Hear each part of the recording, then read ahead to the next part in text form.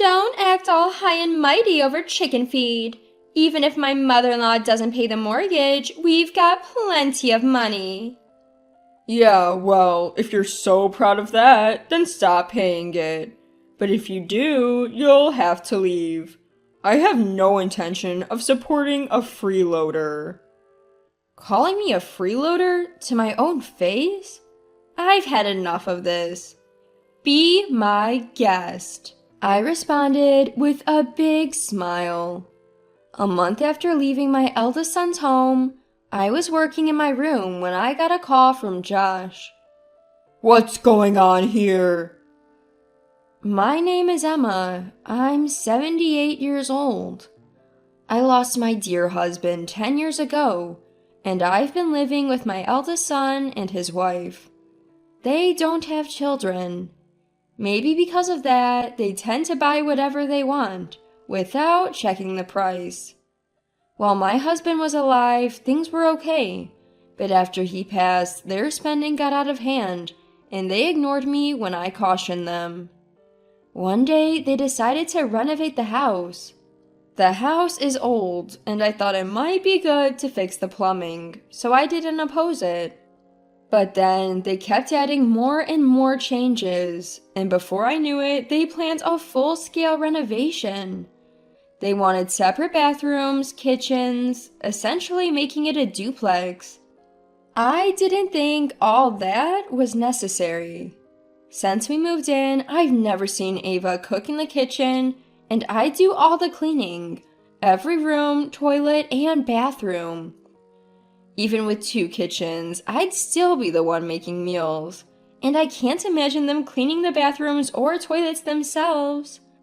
I shared my thoughts, but Ava insisted they'd handle household chores if we separated. I wondered why go through all this trouble and expense, but once they get an idea, they don't listen. Since I also plan to live here for a long time, I didn't want to hear any regrets about what we should have or could have done, so I agreed to make it a duplex. Now I won't have to listen to mother-in-law nitpicking. Living with parents is really bothersome. This will be less stressful. Even though I was nearby, they happily had that conversation between themselves. Finally, our 2-family home was complete. It felt spacious, especially because it was just me and my 3 children, and my eldest son and his wife who have no kids. Ava, my daughter-in-law, had claimed she'd handle housework and cooking. A week passed and she hadn't lifted a finger. Come mealtime, they both stroll downstairs, practically demanding, "Where's the food?" She didn't bother cleaning either. While I was cleaning downstairs, she'd say, "While you're at it, clean upstairs too." During this time, Ava would be online shopping, and I could only assume more deliveries were on the way. Then Josh, my eldest son, chimed in. Mom, I'll cover the living expenses. You handle the mortgage. The house was in Josh's name, and due to his numerous additions to the home, the mortgage was a whopping $300,000. I write for a living, but covering the mortgage would devour almost all my income. Still, I didn't protest, partly because I had some savings, and also because I lived here too. I've been paying the mortgage, so my eldest son and his wife, Josh and Ava, could start saving a bit. But they just don't get it. All the money Josh makes goes straight to shopping sprees, not a dime saved. Josh works for a reputable company, but when I caution him about his reckless spending, he talks down to me. Chill out, Mom. Unlike you, I actually make good money. I have more than enough. Ava, on the other hand, is a stay-at-home wife, but she leaves all the housework to me. She doesn't even bother to bring in the laundry. Just the other day, she told me it was raining and that I should bring in the laundry. She didn't lift a finger to help, just went back to her room. When dinner gets delayed, all they say is, "Isn't dinner ready yet?" I'm starving, but offer no help. Honestly, it makes me wonder why we even decided to live as two families under one roof. I cook meals for three in the first floor kitchen, and they eat it in the first floor living room. They even use the first floor bathroom and toilet like it's no big deal. At this rate, the second floor is merely a place for them to sleep. It's such a waste. You know, we renovated this house. You're not using the second floor kitchen, toilet, or bathroom. Ava, you're at home all day. How about you start cooking, cleaning, and doing the laundry? But we're family. You're always home too, mother-in-law. Can't you just do it for us as well? That's right, Mom. I'm the one paying for everything here. You don't get to complain. Sure, Josh is covering living expenses, but I'm the one paying the mortgage every month. I work from home and I'm the one paying the mortgage. As soon as I say that, they laugh it off and counter. You call that work? You don't make much. And the mortgage isn't even that big. You're making too big a deal out of it. After being told such things, I lost the will to argue back. One day, my eldest son and his wife returned home with arms full of bags from luxury brands. When I asked them why they bought so much, they said, "It's our anniversary today, so we splurged and brought everything we wanted. It's something we always wanted to do. You know how you see rich people in movies and TV shows going on shopping sprees for high-end goods?" We gotta treat ourselves and relieve stress once in a while. They laughed joyously. But the idea of grown adults past 40 going on a shopping spree for stress relief or out of some movie-inspired dream seemed ridiculous to me. To me, their spending habits were outrageous. But no matter how much I warned them, they'd respond, "It's my money that I've earned, so I can spend it however I like."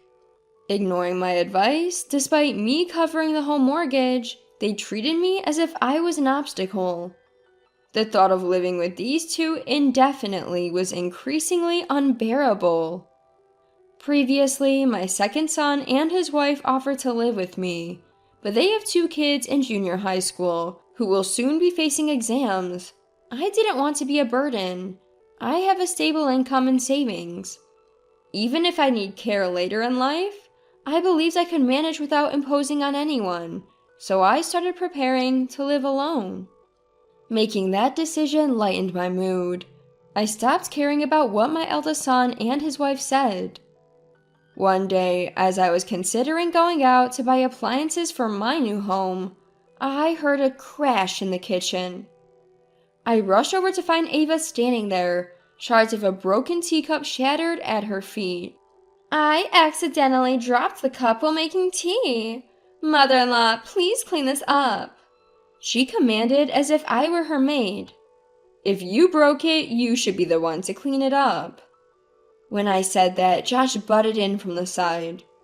"Mom usually does the housework, so don't make a fuss over something so trivial. You're able to live here because of the money I bring in, you know?" Ava nodded in agreement, but that should be my line. I pay the mortgage and do all the household chores, allowing them to shop recklessly. Didn't I tell you before, I'm the one paying the mortgage? Oh, please, don't brag about that chicken feed. Josh works at a prestigious company. Even if you stopped paying, we have plenty of money. Ava sneered. "Yeah, if you're so great, try stopping the payments. But if you do, you'll have to move out. I have no intention of supporting someone useless," Josh added. Useless, he says? To his own mother? That was the last straw. I can't take it anymore. "Sure thing," I said with a wide smile. The feeling of floating on a cloud came over me when they finally asked me to move out. Time to take action. I stopped paying the mortgage as they asked, packed up my belongings within a week, and moved into an apartment I had rented. As I was leaving, Josh said, "Look, I'll forgive you if Mom apologizes." "Why should I have to apologize?" "No thanks, I'd rather not. Knowing I don't have to see your faces anymore makes me quite happy." "Huh? Don't come crawling back." "Believe me, that day will never come. Take care, both of you." I left the house with a sense of freedom. Later, I called my second son and his wife to tell them that I had moved. They were concerned, but their kids offered that I could live with them. I thanked them, but I already had a new place, and to be honest, I was looking forward to living alone. Writing from home, living just for myself, it was something to look forward to. 1 month after moving out from my eldest son's house, the stress had disappeared and I was thoroughly enjoying my solo life. Then, one day while I was working in my apartment, I got a call from Josh. "Hey, what's going on?" "What do you mean?" $2,500 was withdrawn for the mortgage." "And your point is?" "What? There's no way the monthly mortgage shot up just because of a renovation." Josh clearly underestimated the cost of a home loan. I was stunned. How could he not know this, with his good education and a job at a reputable company? Any renovation as extensive as the one they'd done couldn't be cheap. He never looked at prices and obviously thought my income was lower than it was. Probably assumed it was a manageable amount. Given the massive charges they wanted despite my objections, it's no surprise the total cost went up. So I told Josh the cost of the renovation and he said, "What? That much? How are you paying for it? There's no way you could afford that. Did you use Dad's insurance money or something?" "You really think my income is that low?" "What? It's a side hustle, right? You're probably making, what, $200 to $300 a month?" "I make enough to pay the mortgage every month." "Wait, what?" I had never shared any details about my job or income with my eldest son and his wife. I assumed that if they knew, they'd expect me to cover all their living expenses and their frivolous spending would go through the roof. But I was surprised by the $200 to $300 a month estimation. "How can you pay the mortgage when it's that high and still cover living expenses?" "You work for a renowned company with a good salary, don't you? Why not stop spending recklessly and live frugally? You'd manage." "We have credit card payments too." "Just sell off everything you've bought. You recently bought a ton of high-end brands, didn't you? Sell them, live frugally, and start paying off your debt." "Why bring this up now? And you're acting so high and mighty. Why didn't you say anything sooner?" I wish these grown adults would quit their tantrums. It's my eldest son and his wife who've been spending recklessly, not listening to anyone. "So, where are you living now, Mom? You're staying with my brothers, aren't you?" "No, actually. I've rented an apartment and am living there by myself." "You've prepared for this all along, haven't you? You knew we'd end up like this." "You're the ones who said, move out. You also said, stop paying the mortgage. Now you're blaming me?" At a loss for words, Josh finally said, "Let's live together again." After finally getting to live alone and relax, there's no way I'd move back in with you guys. Especially if it means I'd have to cover the mortgage and do all the housework again. No, thank you. Josh didn't have a response when I laid it all out like that. A few weeks later, this time a call came in from Ava. "Mother-in-law, please come back home. The house feels so empty with just Josh and me. We really miss you." Her voice was unusually soft, almost whiny. I thought, why not just be honest instead of trying to manipulate me with such an obvious lie? "Did Josh tell you about my job situation and how I'm not responsible for the house loan anymore? I have no plans to come back. You two should figure out how to cut costs." "But it's too late for that. We've already maxed out our credit cards. Mother-in-law, you're living alone in a tiny space, aren't you? Why not move back in and be with us?" "I'm perfectly fine alone, thank you. I only have to cook for myself. I don't have to put up with complaints, and I'm living freely. If I moved back, I'd have to do chores and cooking for all three of us again. And let's not forget, I'd probably end up paying the house loan." I'll do the chores. We'll manage our part. You said the same thing before we renovated the house. I won't fall for that again. I ended the call right there. Even after that, my eldest son and his wife kept calling, but my stance was firm. I had no intention of going back. If I did, the same issues would just repeat. They were already eyeing my income and planning to use my money. Months passed, and Josh called with an increasingly desperate tone. If you don't come back, we'll have to sell the renovated house. To which I thought, well, go ahead and sell it then. That renovated house no longer contained any memories of my late husband. After I said, do as you wish, they eventually had to list the house because their debt kept piling up.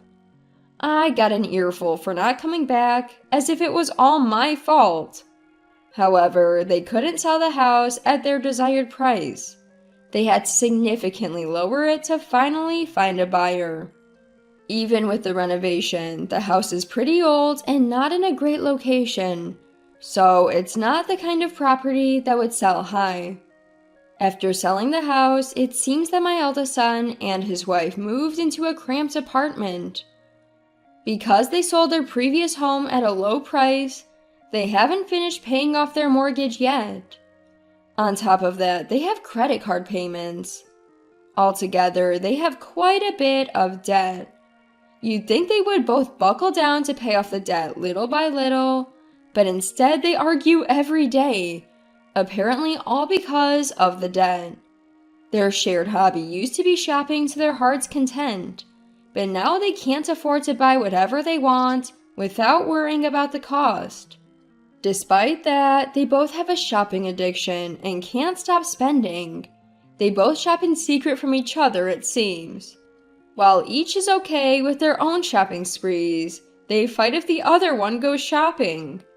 Josh argues that it's his hard-earned money, so it's only fair he gets to spend it. Ava counters by saying the money is not just Josh's, they're a married couple after all. Both are pushing for their own selfish needs. They're cut from the same cloth. Afterwards, Josh let his frustration at home spill over into work. He started yelling at his subordinates every day and ended up getting demoted. Ava still contacts me for help. When I ask what she does all day, it turns out she's not even trying to work. She's just lazing around at home. Usually, you'd think someone would try to work off their debt before asking for help. If you want my advice, it's this. Stop relying on others for everything and start taking action yourself. I sent Ava my final piece of advice. I can't say if my words made a difference, but I never heard from Ava again after that. I have no idea what became of those two. A year has passed since I left my eldest son's home. I continue to work and live a peaceful life alone. About a month ago, I got assigned to write a feature article on bakeries. In the process, I visited various bakeries and found myself falling in love with bread. Now I'm attending a bread-making class. The class attracts a diverse crowd, from people my age to younger folks in their 30s. Though we vary in age, we all share a love for bread, and that's usually what we end up talking about. We make bread together and relish the freshly baked loaves, engaging in pleasant conversation centered around bread. I find these moments incredibly fulfilling. My eldest son and his wife fill their lives with luxury items and spacious homes. Their endless shopping sprees have led them into a debt-filled life they're now struggling to escape. Until they find something other than material possessions to fill their hearts, they'll never pay off their debts or break free from their current situation. For me, the true happiness lies not in luxury, but in making and enjoying bread with like-minded friends, savoring the mouth-watering aroma of freshly baked loaves.